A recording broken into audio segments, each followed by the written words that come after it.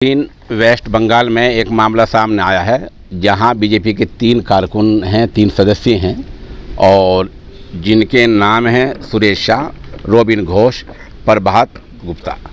इन तीनों को पुलिस ने गिरफ्तार कर लिया है, पकड़ लिया है। तीनों पर इल्ज़ाम यह है कि पिछले दिनों बंगाल में एक रैली हुई थी जिसमें नारे लगे थे गोली मारो। शुरू में एक जुमला और जोड़ा गया था ताकि बच जाएं। नारे लग रहे थे देश के गद्दारों को गोली मारो। लेकिन सवाल यह है कि गोली मारने का अधिकार किसको है? ये कानून अपने हाथ में लेने वाली बात है।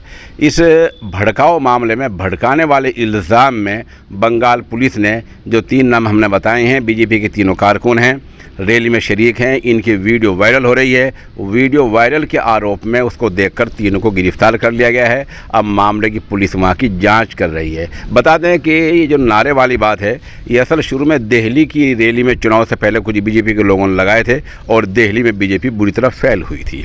उसी तर्ज को और उसी तरीके को अपनाते हुए बंगाल में बीजेपी वाले ये रवैया अपना रहे हैं कि वहाँ भी ऐसे भड़काऊ नारे लगा रहे हैं।